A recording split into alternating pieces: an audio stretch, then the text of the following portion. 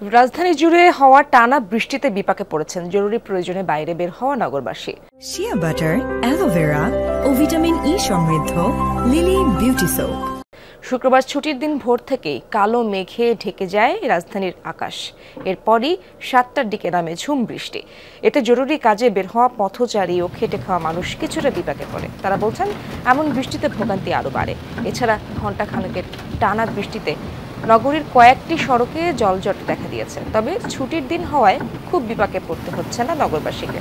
আবহাওয়া অফিস জানিয়েছে, মৌসুমি বায়ুর প্রভাবে এই রাজধানী সহ দেশ জুড়ে বৃষ্টি হচ্ছে। হালকা থেকে মাঝারি ধরনের বৃষ্টি দিনভর অব্যাহত থাকবে বলেও জানিয়েছে সংস্থাটি। আরো হোক, বৃষ্টি হইলে ভালো লাগে। বর্ষাকালে যদি বৃষ্টি না হয় তাহলে তো ভালো লাগে না। টাকা আর বাড়বে কি, খেপ মারতে না টাকা হইতো। বৃষ্টিতে ভেজলে ঠান্ডা লাগে, জ্বর টার হইতে আছে মোটামুটি কষ্ট আনন্দ মিলাই আছে। বৃষ্টির মধ্যে কাজ করতেছি, কাম তো মোটামুটি আছে কম, কি করুন যাইব, যেমন পারি এমনি করুন যায়।